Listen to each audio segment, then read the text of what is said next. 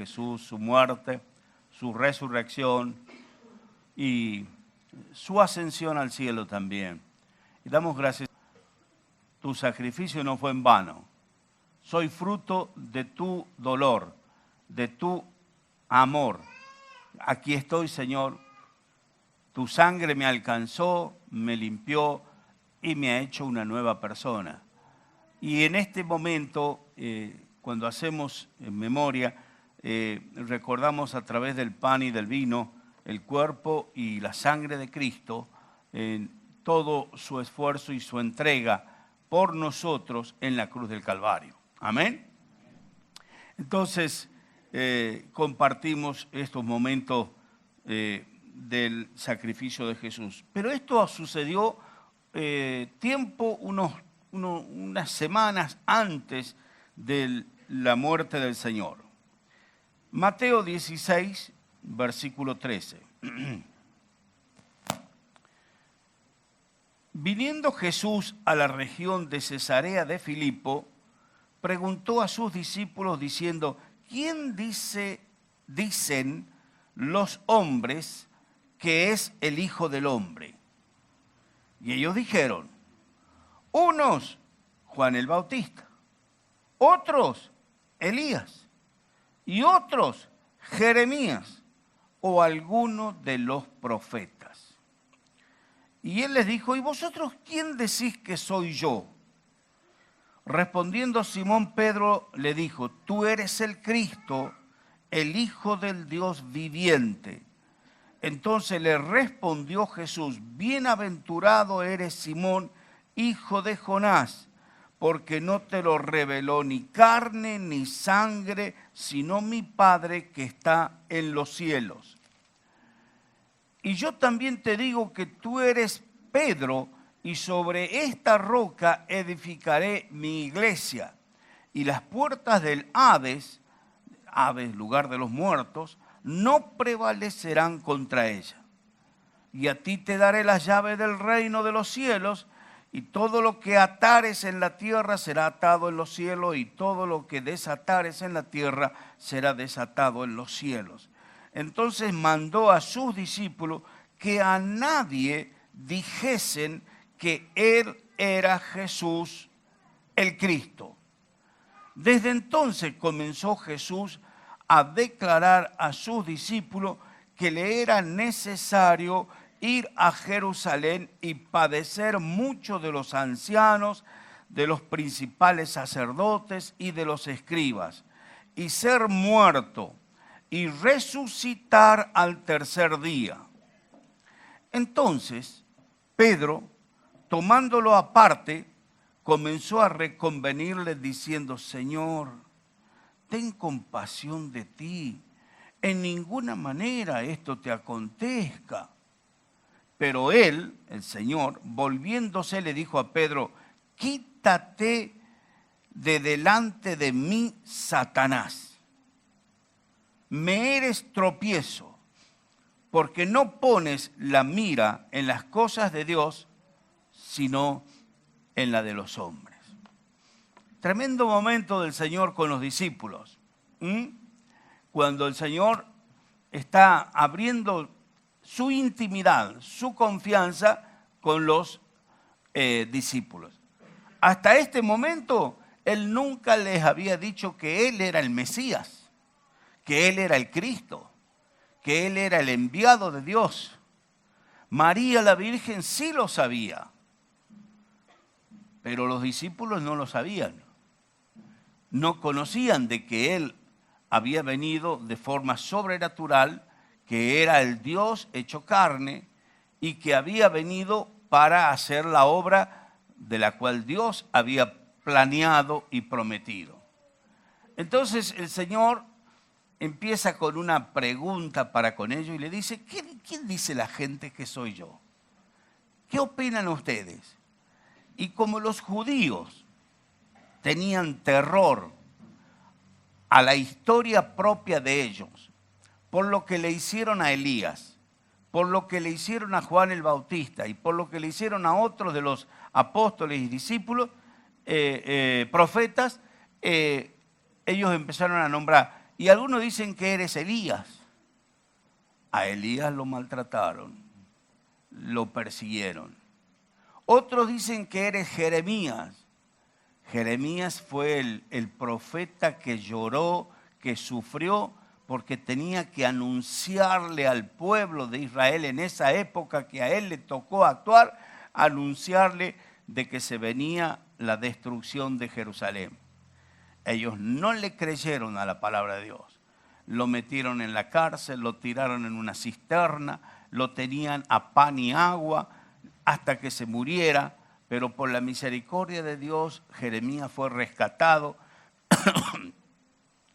Y él les decía, no se vayan de Jerusalén, porque ese juicio que Dios va a mandar va a preservar al pueblo. Si se van, no van a ser protegidos ni preservados por Dios.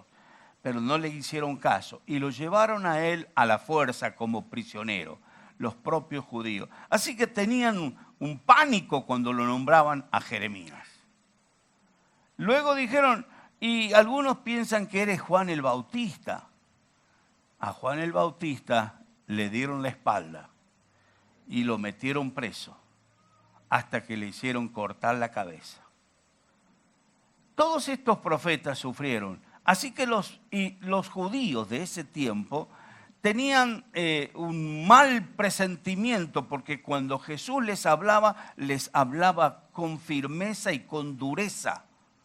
No les iba con media tinta a presentarle el mensaje de Dios para con ellos.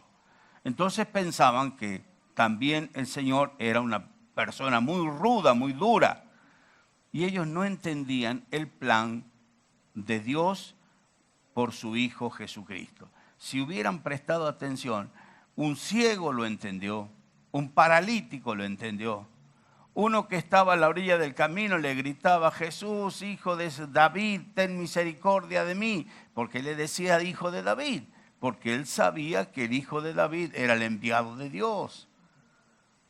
Los pobres lo entendieron, pero los judíos, los principales, nunca entendieron a lo que Jesús había venido.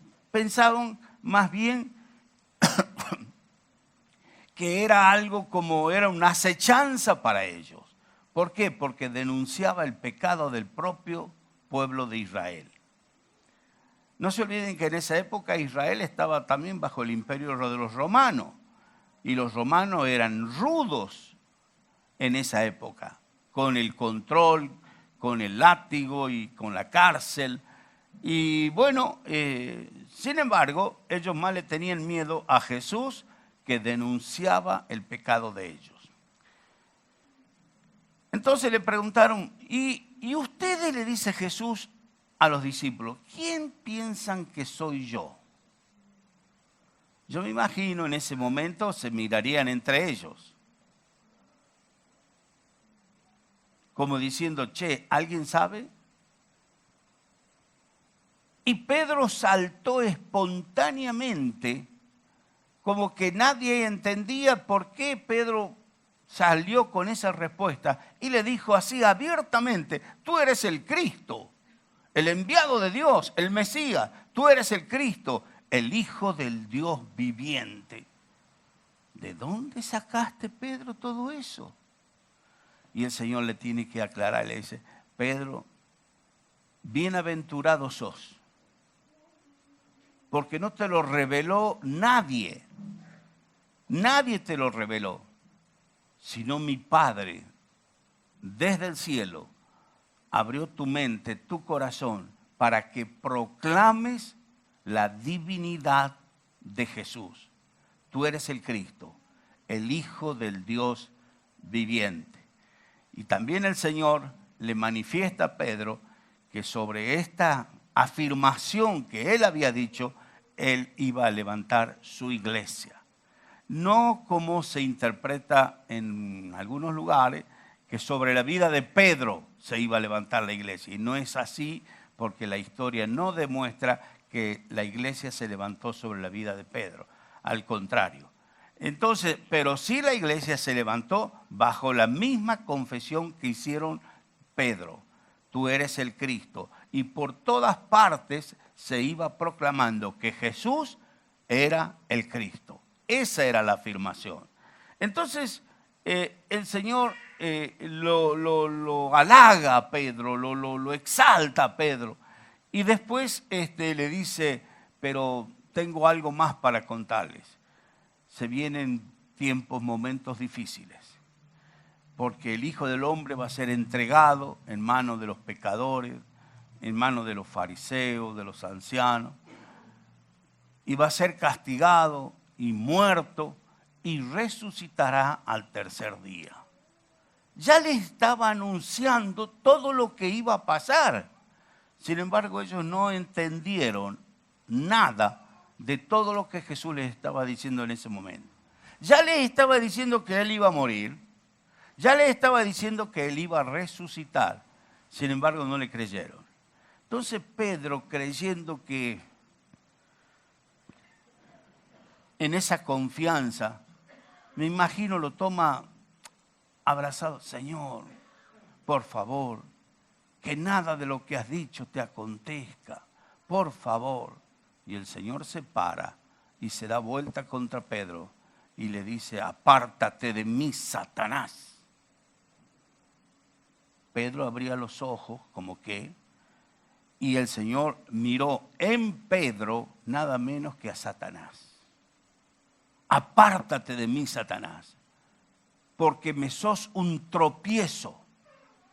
Claro, Pedro no entendía ni medio, pero en ese momento el diablo estaba usándolo a Pedro para, a ver la expresión, el Señor tenía bien en claro todo lo que iba a pasarle, que Él iba a ir a la cruz, que Él iba a morir en la cruz, que Él iba a sufrir en la cruz.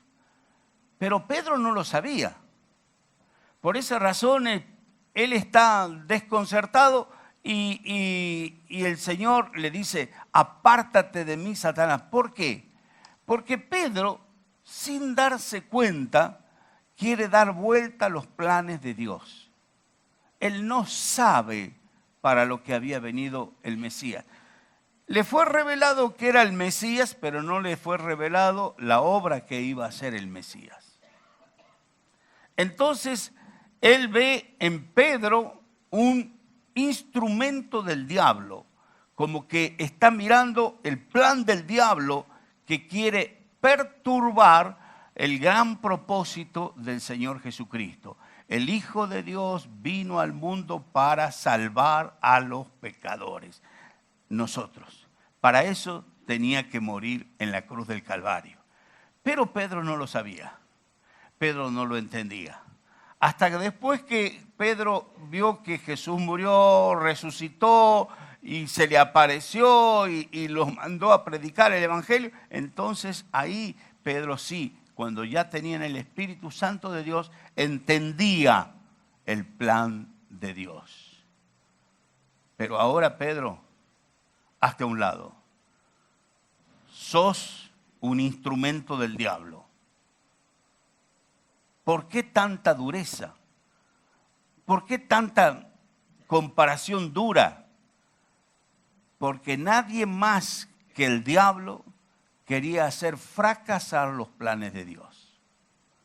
Y el plan de Dios era que Jesús tenía que morir en la cruz del Calvario. Jesús tenía que ir a la cruz del Calvario. ¿Qué quiso hacer Pedro? Apartar a Jesús del plan de Dios, apartarlo de la cruz, sin darse cuenta que él no sabe lo que Dios tenía organizado, lo que Dios tenía planeado. La cruz era necesaria para que llegara la salvación a todas nuestras vidas. Apártate de mí, Satanás. Me estás queriendo alejar de la cruz. Y el Señor estaba dispuesto a ir a la cruz. Dice la Biblia que Él afirmó su rostro como un pedernal, como una roca, como una piedra, para no desviarse del camino que lo llevaba a la cruz del Calvario. Así que Pedro está ahí en medio de esa incógnita y en medio de ese dolor, como un instrumento del diablo, queriendo apartar a Jesús de la cruz, queriendo que Jesús no llegara a la cruz. No sabía todo lo que significaba la cruz. En primer lugar, significaba la victoria sobre el pecado. Cristo venciendo al pecado. Alguien que se levanta en contra toda la obra del diablo y derrota las maquinaciones y planes del diablo.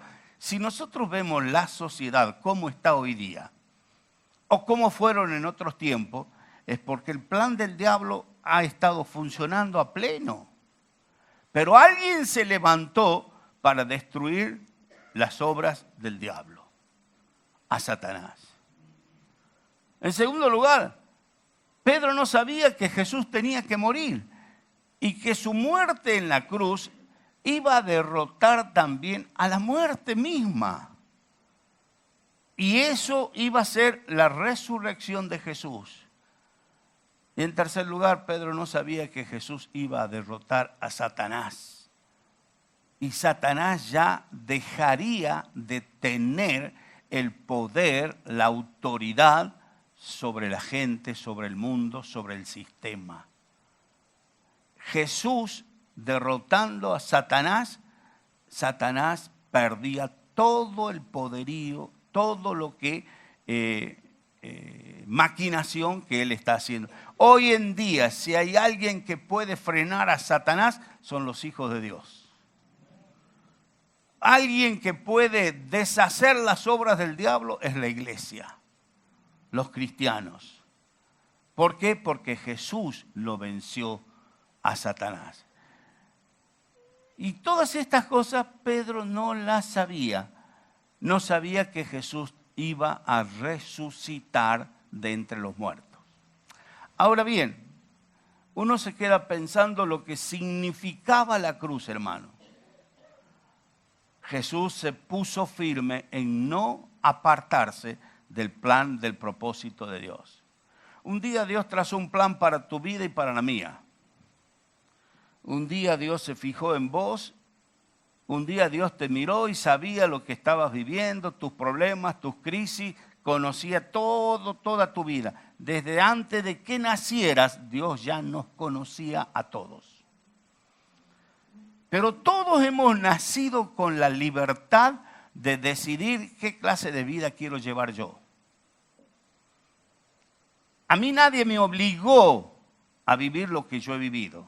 Y a vos tampoco nadie te obligó. Son decisiones personales. Son las decisiones que cada uno ha tomado. Y el amor de Dios fue tan grande que lo desparramó en todo el mundo. Y ese amor de Dios un día me tocó, te tocó, ¿y qué hizo? Nos llevó a la cruz. ¿Por qué? Porque en la cruz nosotros hemos encontrado el perdón de nuestros pecados, el cambio de vida, la victoria de Jesús. En la cruz hemos encontrado todo lo que Dios tiene preparado para cada persona, una nueva vida y una vida en abundancia. Amén. Qué lindo que es saber, reconocer, dar gracias y gloria a Dios por todo lo que Él ha preparado para nosotros. Pero tenemos que aprender a vivir con la cruz. La cruz fue símbolo de victoria, porque en la cruz se aplastó toda la obra del diablo. No hay otro símbolo en el mundo más conocido y difamado, o más bien proclamado en todo el mundo. Siempre van a encontrar pueblos que vayan, personas que no, una cruz, una cruz, una cruz. Y no porque se esté recordando al Imperio Romano, sino porque se recuerda a Jesús que murió en la cruz. ¿Verdad? Y hermano, un día Dios agarró, nos habló tocó tu corazón y nos llevó a la cruz.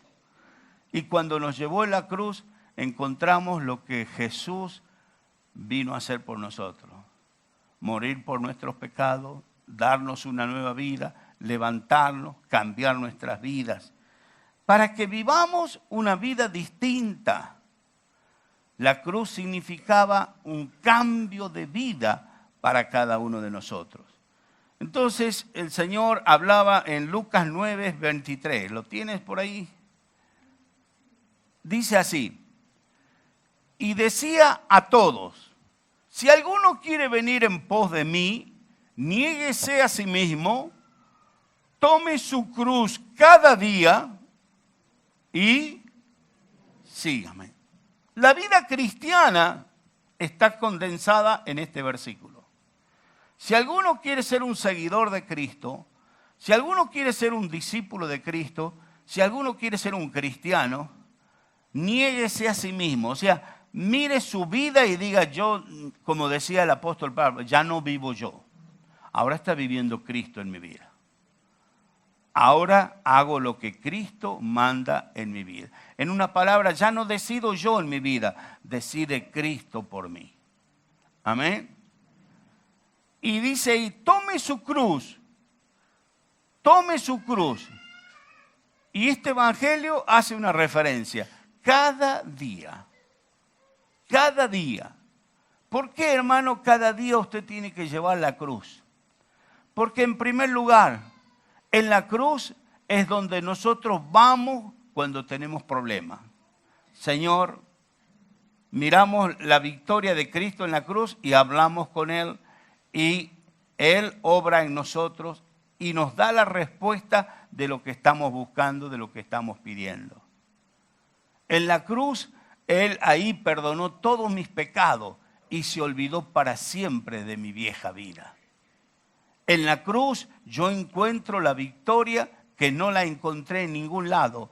Sigo caminando, solo Cristo me ha dado la satisfacción de vivir esta nueva vida. En la cruz encontré la bendición que no la pierdo por nada del mundo. En la cruz yo encuentro que cada día puedo llevar las veces que le fallo a Dios. Cuando yo he pecado, vuelvo como, a pesar de que soy un hijo de Dios, vuelvo a cometer error, vuelvo a pecar, vuelvo a hacer cosas indebidas. La cruz me ampara, la cruz me protege, porque mi vida está protegida en la cruz del Calvario. Que nadie me aparte de la cruz. Quiero vivir como un verdadero cristiano cargando la cruz, porque yo sé que con la cruz voy a salir adelante. En la cruz yo encontré todo para mi vida. Por eso el evangelista Lucas dice, tome su cruz cada día. Y hermano, es cuando nosotros vamos al Señor todos los días, le pedimos perdón por nuestros pecados. Estás yendo a la cruz. Le estamos pidiendo en la cruz que Él limpie toda nuestra vida. Volvemos a cometer errores, la cruz me protege. Señor, perdóname. Llevo mi cruz todos los días. Y cada día voy matando en la cruz todo aquello que era mi vieja vida. Para vivir la nueva vida con Jesús. Amén. Dice Primera de Juan, capítulo 1. ¿Lo tiene? Verso 9. Si confesamos nuestros pecados, voy a la cruz, confieso mis pecados. Él es fiel y justo para perdonar nuestros pecados y limpiarnos de toda maldad. Hermano querido, mirá si tenemos que ir cada día a la cruz a decirle, Señor, perdóname, limpiame. Señor, actué mal, hice cosas indebidas. Señor, no se aparte de la cruz. Acuérdese cada día que está a su disposición Porque la cruz, escuche, la cruz es símbolo de victoria para nuestra vida cristiana. ¿Entendió lo que le dije? Es símbolo de victoria para nuestra vida cristiana. En la cruz yo encuentro la victoria de mi vida, para siempre. Entonces, qué bueno es que nosotros podamos vivir cada día cargando esa cruz. En el corazón decir, Señor, te llevo conmigo. Y yo sé que donde sea y como sea, tú estás dispuesto a escucharme, a perdonarme y a bendecirme. Amén. Ahora, qué bueno es que nosotros sepamos vivir pasando ya por alto todo esto que el diablo ha querido hacer. Cuando Jesús lo vio a Pedro que lo estaba queriendo apartar de la cruz, le dijo, apártate de mí, Satanás. ¿A quién vio? ¿A Pedro o al diablo? Al diablo. Y yo quiero decirte, hermano mío, ese mismo enemigo está día tras día tratando de apartarnos del Señor, apartarnos de la cruz. ¿Para qué? Para que vivamos una vida de fracasados, para que vivamos una vida que no tiene futuro, para que no sepamos vivir como Jesús quiere que nosotros vivamos. Ahora, mire lo lindo, estamos nosotros celebrando la Santa Cena. Y el apóstol Pablo, cuando hablaba y enseñaba a la iglesia de Corintios, les enseñaba de cómo celebrar la Santa Cena. Y les enseñaba de que primero teníamos que pasar por la cruz. ¿Qué quería decir eso? Teníamos que desintoxicarnos del pecado. ¿Cómo es posible que yo venga a participar de una fiesta tan sublime, tan solemne, donde todavía estoy con cosas escondidas dentro de mi corazón? Donde todavía tengo conducta que hablan mal de mí. Vamos a leerlo. 1 Corintios, por favor, capítulo 11. Versículo 27. De manera, está hablándole ya de cómo comer del pan y tomar del vino. De manera que cualquiera que comiere este pan o bebiere de esta copa del Señor indignamente, ¿qué es lo que me hace indigno? El pecado. ¿Qué es lo que me dignifica? La sangre de Cristo. Por eso voy a la cruz, porque en la cruz se derramó su sangre que limpia y perdona mis pecados. ¿Entiende esto? Así que el que toma y bebe del Señor indignamente será culpado del cuerpo y de la sangre del Señor. Seguimos. Por tanto, pruébese cada uno a sí mismo y coma así del pan y beba de la copa. Seguimos. Porque el que come y bebe indignamente sin discernir el cuerpo del Señor, juicio come y bebe para sí. Siga, por favor. Por lo cual, escuche esto, hay muchos enfermos y debilitados entre vosotros. Y volvé un poquito. Y muchos duermen. Quiere decir, han muerto. Muchos han muerto. Algunos están enfermos, otros están pasando por debilidades y otros han muerto. Vivir la vida que deshonra a Dios y no llevar los pecados a la cruz del Calvario, buscar el perdón, buscar la dignidad delante de Dios, hermano mío, te va a traer consecuencias. Dios quiere que mantengamos la santidad. Si pues nos examinásemos a nosotros mismos, no seríamos juzgados. Mas siendo juzgados, somos castigados por el Señor. Algunos están enfermos, o a otros les pasa esto, a otros les pasa aquello, para que no seamos condenados con el mundo. Así que, hermanos míos, cuando os reunís, a comer, espérense unos a otros, así como estamos nosotros celebrando. Y si alguno tiene hambre, come en su casa, para que no os reunáis para juicio. Las demás cosas las pondré en orden cuando yo fuere. Son palabras del apóstol Pablo a la iglesia de los Corintios. Hermano mío, ¿qué queremos aprender? Que no podemos venir a celebrar la Santa Cena del Señor cargando en el corazón cosas ocultas que Dios las sabe, pecados ocultos, cosas inmundas. Vos y Dios lo saben. Quizás yo no sepa nada, quizás en tu casa nadie se entera, ni tu familia, pero Dios lo sabe.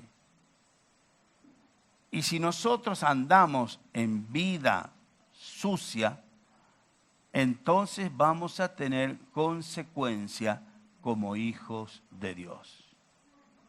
Por eso, hermano mío, carga con tu cruz, lleva la cruz, ve al Señor todos los días, cada día. Señor, límpiame de todo pecado. Quiero vivir una vida santa, una vida pura, como un verdadero discípulo, con un verdadero hijo de Dios, no andando en doble camino. Amén. Y terminamos con 1 Pedro, capítulo 15, versículo 16. El apóstol aquí revela el carácter que debemos tener los hijos de Dios. Y dice así: sino como aquel que os llamó es santo, sed también vosotros santos en toda vuestra manera de vivir. Porque escrito está: sed santos, porque yo soy santo. Dios nos ha llamado a vivir una vida en santidad. Yo no quiero volver a mi vieja vida. Yo no quiero repetir nada de los errores que yo cometí atrás. Dios me ha dado una nueva vida. Cargo mi cruz, le pido perdón todos los días. Algo que hice mal, Señor, límpiame, perdóname. Quiero vivir una vida de victoria.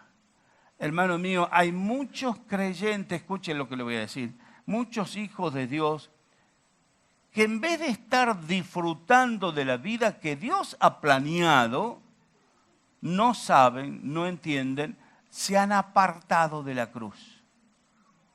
Han dejado la cruz a un lado. Con lo que al Señor Jesucristo le costó la cruz del Calvario, la olvidaron. Por eso Jesús dice: tome su cruz cada día y sígame. Y sígame. Y hermano, qué hermoso es saber. Tengo a alguien que me limpia, que me perdona, que me hace una nueva vida. Cada día, cada día. Estoy pasando momentos difíciles y yo sé que Él está conmigo. Estoy pasando por una prueba, Él me va a dar la fuerza. Estoy pasando por circunstancias que yo no puedo controlar, Él te va a dar la fuerza. Él te va a poner todo lo necesario a fin de que vivamos una vida victoriosa. Una vida santa como Dios quiere. No de santulones, vamos a cambiarla. Santulones religiosos. Porque no se trata de vivir una vida de santulones religiosos. Se trata de ser santo todos los días. En mi manera de pensar, en mi manera de hablar, en mi manera de actuar. Dios está mirando y observando. Y cuando venimos a celebrar la Santa Cena, Pablo dice: examínese cada uno a sí mismo y coma del pan y beba del vino. Estamos haciendo memoria, recordando al Señor Jesús. No puedo venir con un corazón sucio. No puedo venir con una mente perversa. No puedo venir con cosas. Tengo que pedir perdón, arreglar todo. Como el Señor dice: si dos de ustedes están disgustados, están peleados, vaya, arreglen. Y después que arreglen, traigan sus ofrendas y vengan a adorar al Señor. Pero no traigan la ofrenda, porque esa ofrenda no sirve para nada. No vengan a adorar, porque su adoración no pasa del techo. arréglense y vengan y preséntense delante de Dios. Que Dios me dé a mí la fuerza y la capacidad de todos los días seguir persistiendo, seguir llevando la cruz, cargando la cruz cada día. Señor, yo no me quiero apartar de tu cruz, porque tu cruz para mí es símbolo de victoria. Tu cruz me ha cambiado la vida. Señor, no me dejes apartarme de ti. Yo quiero vivir y caminar junto con el Señor, porque Dios tiene grandes cosas para mi vida y para la tuya también. Amén, amén.